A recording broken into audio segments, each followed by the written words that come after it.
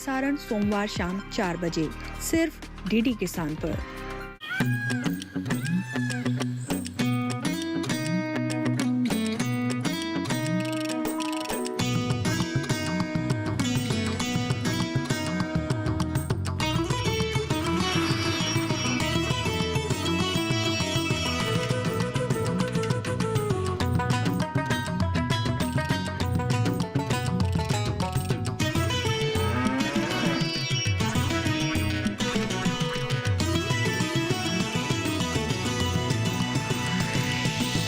DD किसान, बदलते भारत की शान।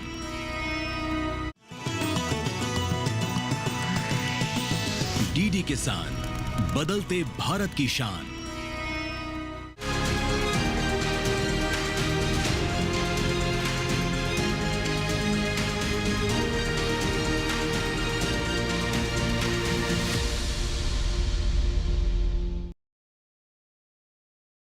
नमस्कार, आप देख रहे हैं दूरदर्शन किसान। कार्यक्रम कृषि दर्शन में आप सभी का स्वागत है।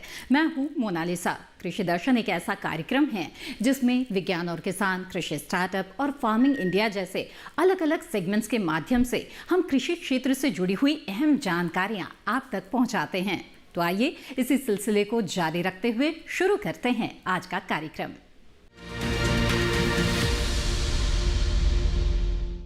आइए कार्यक्रम कृषि दर्शन में देखते हैं पहला सेगमेंट मंत्रालय से। कृषि निवेश पोर्टल एक सरकारी पहल है जो राष्ट्रीय किसान कल्याण कार्यक्रम के तहत किसानों और निवेशकों के लिए एक एकीकृत मंच के रूप में कार्य करता है। इसके बारे में खास जानकारी हमें दी कृषि एवं किसान कल्याण मंत्रालय के सहायक आयुक्त सुनील कुमार ने।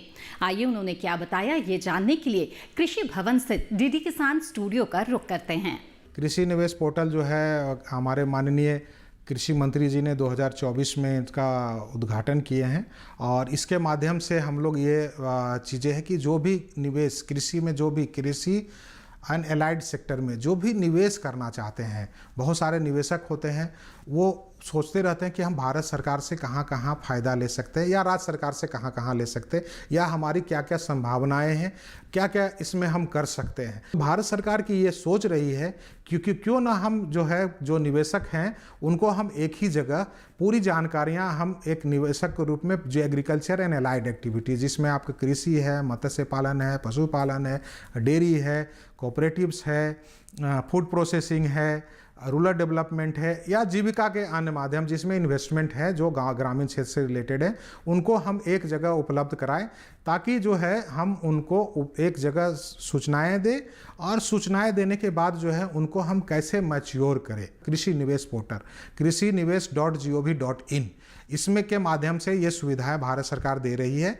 इसमें केंद्र सरकार की जो भी हम अभी जैसे व्यक्त कर रहे थे कि जो भी हमारे जो है कृषि से रिलेटेड, मत्स्य पालन से रिलेटेड, फिशरी से रिलेटेड, डेयरी से रिलेटेड, कोऑपरेटिव से रिलेटेड, फूड प्रोसेसिंग से रिलेटेड, ये जितने योजनाएं जो सरकार चला रही है या भारत सरकार द्वारा चल रही है या राज्य सरकार द्वारा चल रही है, ये सारे उनको सूचनाएं उपलब्ध कराएं पहले। उसमें भी बहुत है किसान इसमें सुविधा दिया गया है चैटबॉट के माध्यम से जो खुद सर्च कर सकते हैं। हो सकता है कि स्कीम में आपको नहीं पता कि हमको क्या करना चाहते हैं। अगर फिशरी में करना चाहते हैं तो आप अगर जानना चाहते हैं कि फिशरी में राज्य सरकार और केंद्र सरकार की कितनी योजनाएं हैं तो आप फिशरी डाल के सर्च कर सकते हैं, सेक्टर वाइज कर सकते हैं। इसी तरह से है कि आपको चलो ये सूचनाएं में बहुत सारा होता है कि भाई हर एक योजनाओं में एक लाभ दिया जाता है, उस लाभ में कौन कौन स्कीम में क्या लाभ है एक ही जगह आपको उपलब्ध होना, ये चीज़ें होती है कि लाभ से वंचित रह जाते हैं या लाभ को हम लोग भी नहीं टारगेट कर पाते एज ए पॉलिसी मेकर। तो ये सारे चीज़ों को हम लोग एक साथ ला के देखे हैं कि अगर मान लिया जाए आप उत्तर प्रदेश के निवासी हैं और एग्रीकल्चर इंफ्रास्ट्रक्चर फंड में आप निवेश करना चाहते हैं तो इसमें भारत सरकार जो है 3% की सब्सिडी देती है। अब राज्य सरकार इसमें सब्सिडी दे रही है कि नहीं दे रही है जानना जरूरी होता है। तो इस पोर्टल के माध्यम से आप जान पाएंगे कि इसमें जो है 3% अतिरिक्त जो है राज्य सरकार भी सहायता दे रही है। तो ये सारे सूचनाएं एक जगह मिल जाएगी तो किसान भाइयों को होता है कि चलो यहाँ जो है 9% में 6% सब्सिडी मिल रही है और 3% ही लगाने हैं। ये सारे सुविधाएं इसमें दी गई है। सूचना के लिए आप पूरा सर्च कीजिए। तो मैं फिर अंत में एक बार फिर कहूँ आपको बताना चाहता हूँ कि ये सूचनाएं कहाँ मिलेगी। ये सूचनाएं कृषि निवेश पोर्टल है। कृषि निवेश पोर्टल पर जाने के लिए www.krishinivesh.gov.in पर लॉग करें और ये सूचनाएं आप प्राप्त करें और ये सूचनाओं का आप अधिक से अधिक लाभ लें और अपने निवेश को एक जो सोच रखे हैं, एक जो आपने रखा है, उसको सोच को आप पूरे सोचना पढ़ के सुदृढ़ होइए, एक निर्णय ले पाइए। उस निर्णय को फिर आप जो है बैंक के माध्यम से या संबंधित कार्यालय के माध्यम से उसको मैच्योर करवाइए और एक निवेशक के रूप में आप काम करें। यही हमारी आशा है और इसी चीज़ों को ध्यान में रखते हुए हम लोग काम कर रहे हैं।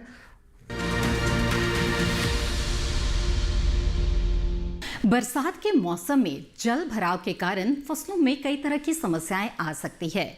ऐसे में फसलों का उचित ध्यान रखने की जरूरत होती है।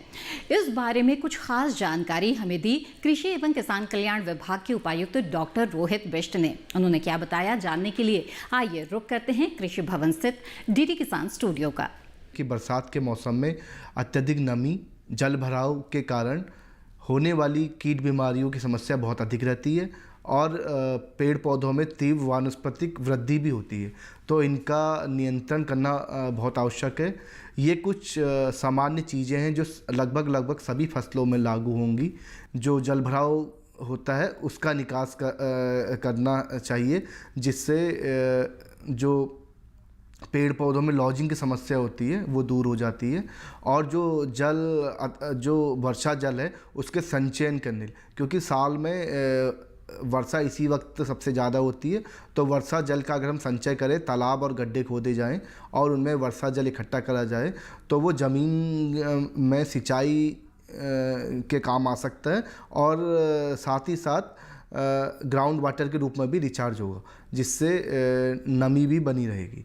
और साथ ही साथ हम इस समय जो कीट और बीमारियां का प्रकोप बहुत ज़्यादा होता है, क्योंकि मौसम में बहुत ज़्यादा आर्द्रता होती है, जिससे बहुत ज़्यादा बीमारियां और कीटों का प्रकोप होता है। तो इसके लिए हम जैविक और अजैविक दोनों विधियों का सम्मिलन करते हुए कीट और बीमारियों के प्रबंधन पे भी ध्यान देंगे, जिसमें ट्राइकोडर्मा, नीम ऑयल आदि का, ट्राइकोडर्मा का बीज और फसलों का उपचार और नीम ऑयल का स्प्रे आदि शामिल हैं। साथ ही कीटों को बायोलॉजिकल जैविक नियंत्रण के लिए हम यूजिनोल ट्रैप्स आदि का भी उपयोग कर सकते हैं। तो जो प्रमुख जो बीमारियां जो आती हैं, जैसे आम हो गया, अनार हो गया और नींबू वर्गीय फसलें हो गई और आदि अन्य फसलें हैं, उसमें एंथ्रेक्नोज और ये झुलसा रोग, ये बीमारियां बरसात के मौसम में बहुत ज़्यादा आती हैं। तो इनकी रोकथाम करने के लिए भी कार्बेंडाजिम का स्प्रे करने की सलाह किसान भाइयों को दी जाती है। साथ ही बरसात के मौसम में जो ये अगस्त और ये सितंबर का लगभग महीना है, इसमें पौधों की निराई गुड़ाई करने के बाद यूरिया की टॉप ड्रेसिंग करनी चाहिए, क्योंकि पेड़ पौधों की ग्रोथ का समय होता है, तो यूरिया की टॉप ड्रेसिंग अवश्य करी जाए। और निराई गुड़ाई, क्योंकि बरसात के मौसम में जो खरपतवार, जिसको हम वीड कहते हैं, उसकी बहुत ज़्यादा समस्या होती है, तो खरपतवार के नियंत्रण हेतु निराई गुड़ाई करी जाए। और मल्चिंग का प्रयोग भी हम नमी संरक्षण के लिए और खरपतवार नियंत्रण करने के लिए मल्चिंग का प्रयोग कर सकते हैं। ये बरसात के मौसम में आपने देखा होगा कि बहुत ज़्यादा घोंघों की और ये जिनको हम स्नेल कहते हैं, घोंघों की समस्या भी होती हैं। ये जो घोंघे होते हैं, ये पेड़ पौधों को बहुत छोटे पेड़ पौधों को बहुत नुकसान पहुंचाते हैं, उनकी पत्तियां और उनके तने भी ख़राब कर देते हैं। तो घोंघों से बचने के लिए बायोलॉजिकल कंट्रोल और रासायनिक तरीके दोनों ही अपना सकते हैं।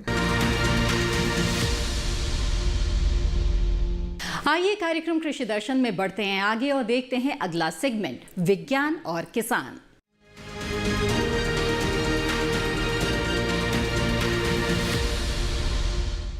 खेती किसानी के अलावा और भी कई ऐसे संबद्ध क्षेत्र हैं जिससे जुड़कर किसान अपनी आमदनी बढ़ा सकते हैं और ऐसा ही कई संभावनाओं से जुड़ा हुआ क्षेत्र है मछली पालन। इस दौरान किसानों को किन बातों का ध्यान रखना चाहिए ताकि वो अच्छी आमदनी प्राप्त कर सके, आइए विस्तार से जानते हैं इस रिपोर्ट के जरिए।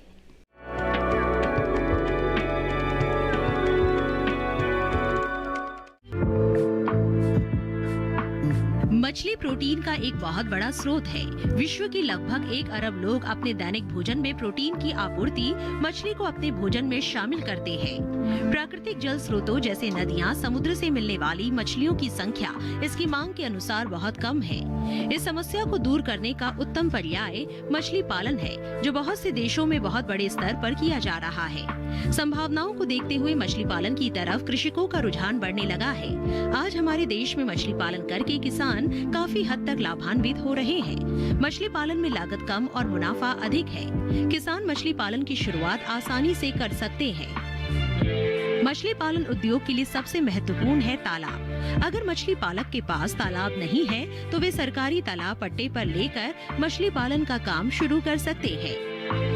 यदि सरकारी तालाब पट्टे पर ना मिले और आपके पास जमीन है तो तालाब खुदवाकर भी ये व्यवसाय किया जा सकता है।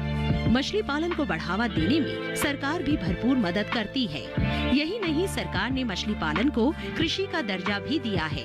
इसके अलावा मछली पालकों को तमाम सुविधाएं भी दी जा रही है। आज बहुत से किसान मछली पालन को अपनाकर अपनी आमदनी बढ़ा रहे हैं, जिससे उनकी आर्थिक स्थिति में काफी सुधार हुआ है।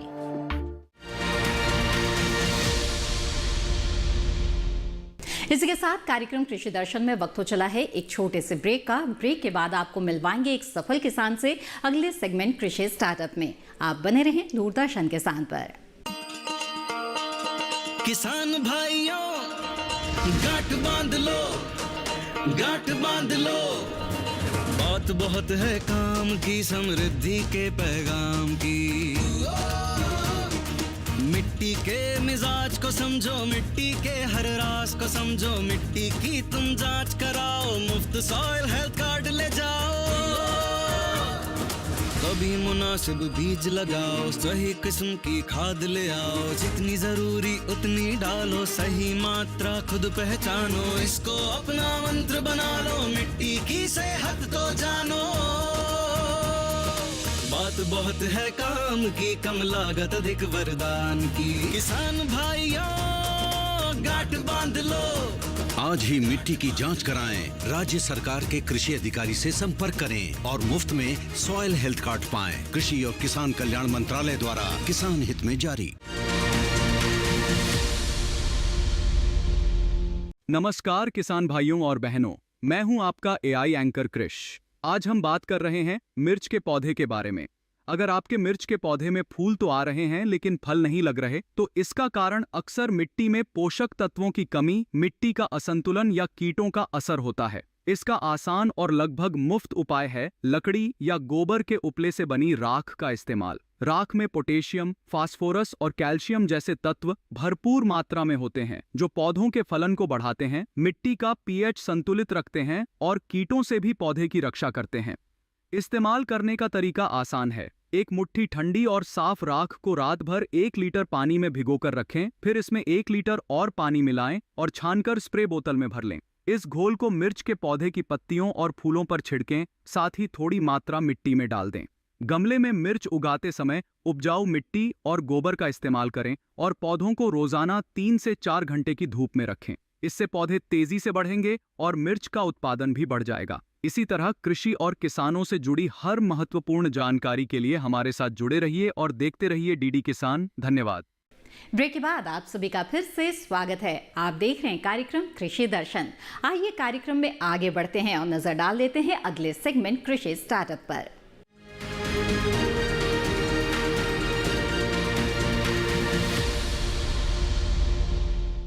एक ज़माना था जब लोग खेती किसानी को घाटे का सौदा मानते थे, लेकिन हमारे आज के कई ऐसे प्रगतिशील किसान हैं जो इस नज़रिए को बदलने का काम कर रहे हैं। इसके पीछे उनकी कड़ी मेहनत होती है और नित नए जो अनुसंधान कृषि क्षेत्र में हो रहे हैं, उनके साथ साथ कृषि वैज्ञानिकों का मार्गदर्शन भी होता है, जिसके बल पर कृषि क्षेत्र में कुछ किसान ऐसी उपलब्धि हासिल कर रहे हैं कि वो दूसरों के लिए भी प्रेरणा स्रोत बनते जा रहे हैं। आइए मिलते हैं ऐसे ही एक सफल किसान से।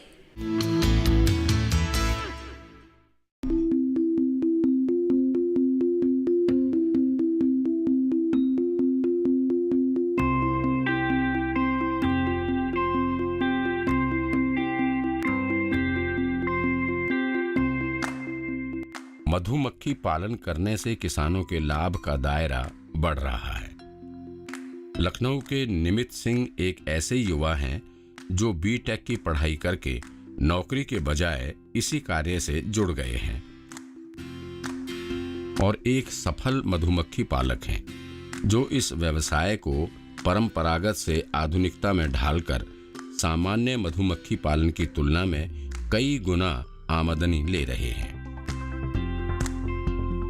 जिनके पास आज के समय में 1200 मधु बक्से तो हैं ही, साथ ही वो मधुमक्खी पालन से जुड़े आधुनिक उपकरणों से सुसज्जित लैब भी चलाते हैं। इन बक्सों को लेकर ऐसे इलाके में स्थानांतरण करना पड़ता है जहां मधुमक्खियों को परागकण मिल सके, यानी उन्हें फूल मुहैया हो सके, जिस पर उनका जीवन चक्र चलता है। साथ ही कम मात्रा में सही शहद भी प्राप्त होता रहता है।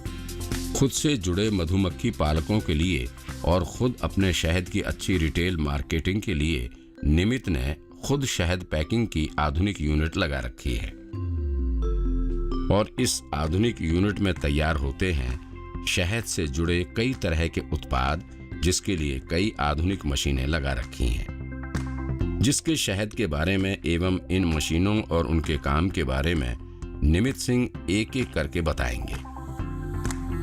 दरअसल बड़े पैमाने पर शहद निकालने के बाद निमित को थोक में उतनी अच्छी प्राइस नहीं मिल पाती, इसलिए वो खुद के लैब में शहद की गुणवत्ता और इसमें मौजूद तत्वों की मात्रा वगैरह की जांच करते हैं। इसमें वैल्यू एडिशन कर 16 तरह के उत्पाद बनाते हैं और इसकी पैकिंग कर खुदरा बाजार में बेचते हैं। वो बताते हैं कि एक मधु बक्से से उन्हें लगभग 10,000 की कमाई हो जाती है।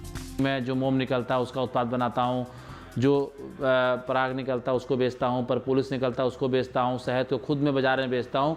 तो जो मेरी मार्जिन है, प्रॉफिट मार्जिन एक तरह से कह लीजिए 4 टाइम बढ़ जाती है। निमित अपने 1200 बक्सों से साल भर में लगभग 12 लाख की कमाई करते हैं। इसमें शहद के अलावा मोम और रॉयल जेली जैसे बाय प्रोडक्ट भी शामिल है। मोम जो हमारा निकलता है उससे बनाते हैं हम मोमबत्ती। मोमबत्ती से हम के बाद जो मोम बचता है उससे हम साबुन बना लेते हैं। फिर मोम से हम क्रीम बनाते हैं। तो ये 3 उत्पाद हमारे केवल मोम के हो गए।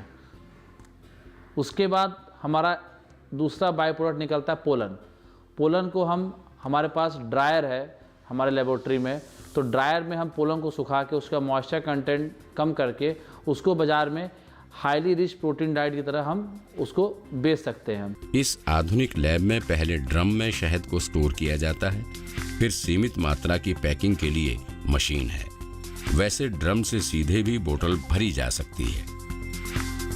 फिर डब्बों की कैंपिंग के लिए स्क्रू पंच मशीन की मदद लेते हैं।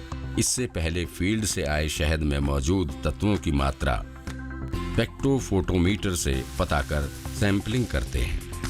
साथ ही पीएच मीटर से ये भी तय किया जाता है कि शहद किस फसल या फूल का है।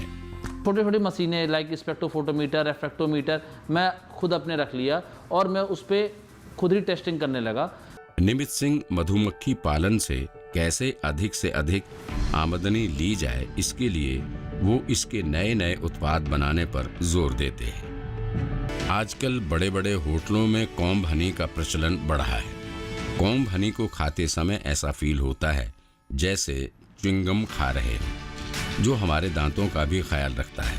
कॉम्ब हनी एक तरह से देखा जाए तो जो हमारा छत्ता होता है मधुमक्खी द्वारा बनाया हुआ, उसमें पूर्णतः मधुमक्खी पूरा शहद भरती है, और भरने के बाद जब उस पर पूर्णतः एक मोम की परत जम जाती है तो उससे हम काम हनी बोलते हैं। अब उसको हमें एक शेप देना होता है, या तो पूरा फ्रेम दें, फुल फ्रेम बोलें, या हाफ फ्रेम बोलें, या तो हम एक छोटा सा बॉक्स आता है उसको भी लगा सकते हैं। ये निकलने के बाद जब हम बक्से में शहद तैयार हो जाता है, उसको हम मशीन द्वारा शहद निकालते नहीं हैं। हम क्या करते हैं, इसको एज इट इज़ बाहर निकाल लेते हैं और इसको फ्रिज में लगा देते हैं। फ्रिज में लगाने के बाद इसका डिमांड ज़्यादातर होटल से होते हैं, होटल्स में डिमांड होते हैं, ज़्यादातर इसके पार्टीज़ में डिमांड होती है इसकी। इसे लाइक च्युइंगम हम खा सकते हैं इसमें, क्योंकि पूरा शहद जमा होता है और हमें इसे कट करना है और सीधे हमें इसे च्युइंग करके, दांतों से च्युइंग करके हमें इसे खाना है। निमित सिंह जैसे प्रगतिशील मधुमक्खी पालक जो वक्त के साथ अपने व्यवसाय को ढालने में माहिर हैं, जो जानते हैं कि व्यवसाय में मुनाफा बढ़ाने के लिए कैसे आधुनिक तकनीक का इस्तेमाल करना चाहिए, वो एक मिसाल हैं वैसे युवाओं के लिए जो किसी व्यवसाय में हाथ लगाने से पहले उसके लाभ के दायरे को सीमित समझने लगते हैं। इसी के साथ कार्यक्रम कृषि दर्शन में रुकते हैं एक और छोटे से ब्रेक के लिए। ब्रेक के बाद देखेंगे अगला सेगमेंट फार्मिंग इंडिया। आप बने रहें दूरदर्शन किसान पर।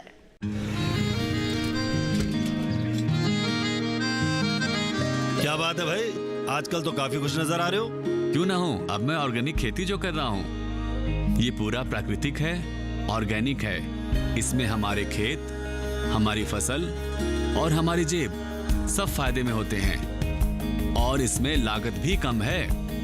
जी हाँ, आप भी ऑर्गेनिक खाद का प्रयोग करें, अपनी फसल और मिट्टी को तंदुरुस्त बनाएं और आपकी आमदनी में इजाफा करें। अधिक जानकारी के लिए किसान call centre toll free number 1800-180-1551 पर कॉल करें और लॉग ऑन करें kisan.gov.in और farmer.gov.in। कृषि और किसान कल्याण मंत्रालय द्वारा किसान हित में जारी।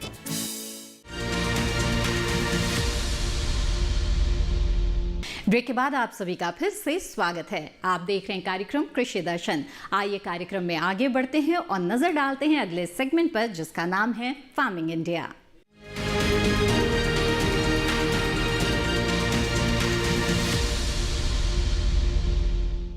किसान खेतों में कड़ी मेहनत करते हैं, लेकिन इसका फल तभी मिल सकता है जब उन्हें उनकी फसल का वाजिब दाम मिले। और इसीलिए राष्ट्रीय कृषि बाजार के तहत ई-नैम पोर्टल की शुरुआत की गई है, जिसमें किसान ऑनलाइन ये जान सकते हैं कि जो कृषि जिन्स है उसके भाव कैसे चल रहे हैं और इसके तहत वो अपने कृषि जिन्सों की बिकवाली भी कर सकते हैं।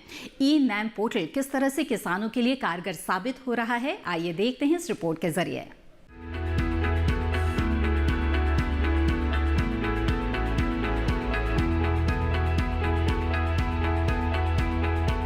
ई-नैम के जरिए आप घर बैठे न केवल एपीएमसी से जुड़ी किसी भी मंडी में चल रहा भाव मालूम कर सकते हैं, बल्कि अपनी फसल का सौदा कर सकते हैं और घर बैठे समय पर बिकी हुई फसल का भुगतान भी पा सकते हैं। ई-नैम दरअसल कोई समानांतर मार्केटिंग संरचना नहीं है, बल्कि ये मंडियों का ही राष्ट्रीय नेटवर्क बनाने का एक साधन है, जिसे ऑनलाइन एक्सेस किया जा सकता है। पुरानी मंडी व्यवस्था में किसान सिर्फ मंडी में ही फसल बेच सकता था, लेकिन ई-नैम के माध्यम से वो मंडी के बाहर भी फसल बेचने के लिए आजाद है। ई-नैम मुख्य रूप से एक राष्ट्र एक बाजार की अवधारणा पर आधारित है। इसे कृषि और किसान कल्याण मंत्रालय के जरिए एक निवेश के साथ बनाया गया है और इसके लिए विकसित सॉफ्टवेयर सभी मंडियों के लिए उपलब्ध है। ऐसी मंडियां जो राज्य मंडी अधिनियम के नियमों के अनुरूप राष्ट्रीय नेटवर्क में शामिल होने के लिए सहमत हो। अगर किसी किसान को स्थानीय मंडी में बेहतर भाव नहीं मिल रहे हैं, तो वो दूसरी मंडी का रुख कर सकता है। यहाँ तक कि वो अपने राज्य के बाहर भी फसल बेच सकता है। शुरुआत में सिर्फ 21 मंडियों को ही इसमें शामिल किया गया था और सिर्फ चुनिंदा फसलों की ही बिक्री होती थी, लेकिन आज 18 राज्यों और 3 केंद्र शासित प्रदेशों की 1000 मंडियां इसमें शामिल हो चुकी हैं, जहां 175 फसलों को खरीदा और बेचा जा सकता है। 31 जनवरी तक के आंकड़े बताते हैं कि ई-नैम पर 1,72,70,000 किसान, 2,13,844 व्यापारी, 1,02,068 कमीशन एजेंट और 2,050 FPO जुड़े हैं। किसानों के लिए ई-नैम पर मुख्य रूप से 4 फायदे हैं। पहला, इस पोर्टल पर कारोबार में पारदर्शिता दिखाई देती है और किसानों को बेहतर भाव की संभावना बढ़ती है।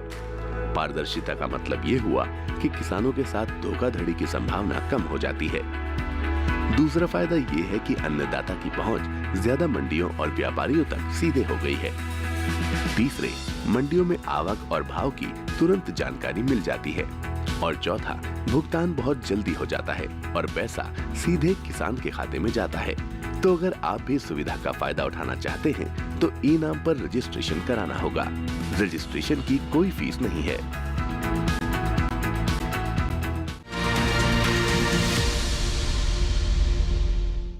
कार्यक्रम कृषि दर्शन में आज जो जानकारियां हम आपके लिए लेकर आए हैं, हमें उम्मीद है कि इससे आपको लाभ जरूर होगा। इस कार्यक्रम के बारे में अपने विचार और सुझाव आप हमें भेज सकते हैं। आप हमें पत्र लिख सकते हैं। हमारा पता है कृषि दर्शन, कमरा number 59A, CPC, Doordarshan, Khelgaon, नई दिल्ली 110049। आप चाहें तो हमें ईमेल भी भेज सकते हैं। हमारी ईमेल आईडी है krishidarshandddk@gmail.com।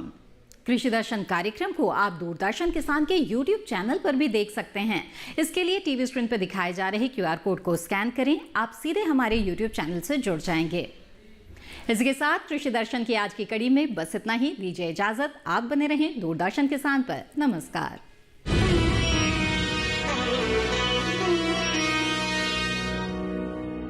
रंग लेकर भारत से निकलती है हल्दी, दुनिया के हर बाजार में जाकर बिकती है हल्दी। 2030 तक 1 लाख मीट्रिक टन का एक्सपोर्ट हो जाएगा आराम से। किसान की सारी खेती बाजारीकरण पर आधारित है। हल्दी के अंदर तेजी देखने को मिली थी, क्या वो 2025 खत्म होने के पहले दोबारा देखने को मिलेगी? खेती के व्यवस्था को समझते हुए प्रोसेसिंग की तरफ आए। भारत के अंदर में हल्दी का कारोबार क्या नई दिशा और दशा दिखाता है?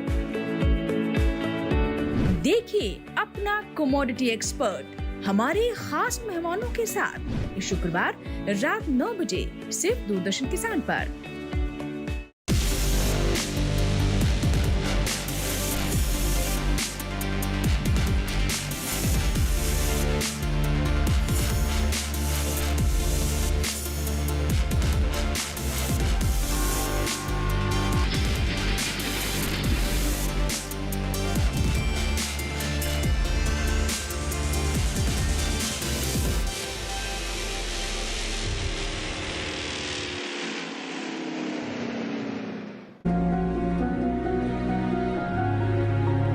कुपोषण एक गंभीर समस्या। दुनिया के कई देश हैं कुपोषण के शिकार। बच्चे और महिलाएं हैं सबसे ज्यादा प्रभावित। क्या है कुपोषण? सेहत पर क्या होता है इसका असर? और क्या है इससे बचने के उपाय? अगर आप भी कुपोषण की समस्या के बारे में कुछ जानना या पूछना चाहते हैं तो लगाइए हमारे टोल फ्री नंबर 1800-113060 और 1800-113061 पर कॉल। कुपोषण कारण, लक्षण और बचाव। इस शनिवार स्वस्थ किसान लाइव शाम 6 से 7 बजे केवल दूरदर्शन किसान पर। जब कदम आगे बढ़ते हैं तब नए रास्ते खुद ब खुद खुलने लगते हैं।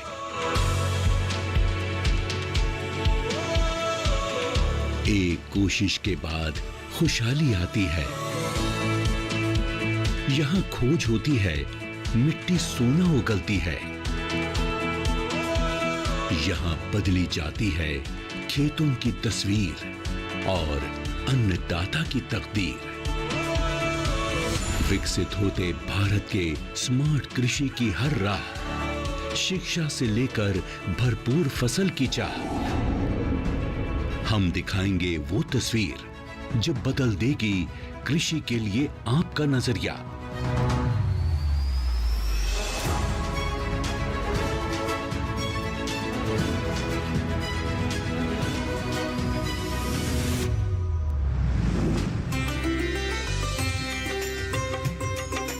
जानने के लिए देखिए एग्री की उड़ान, शिक्षा और अनुसंधान, सिर्फ डीडी किसान पर।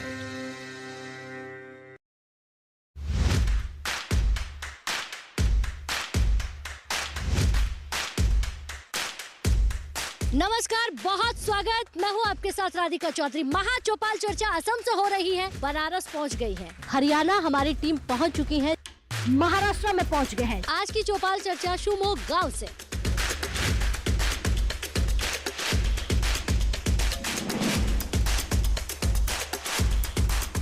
किसान की आमदनी दुगनी होती जा रही है। बदलाव बहुत आ गया खेती में।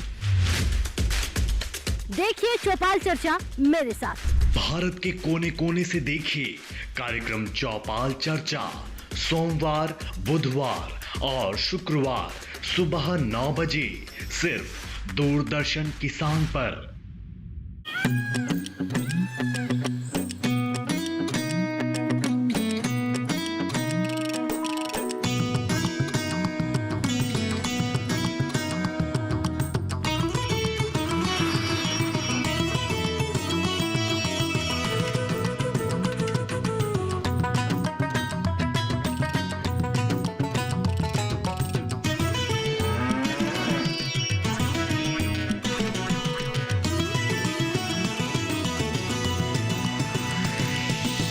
डीडी किसान, बदलते भारत की शान।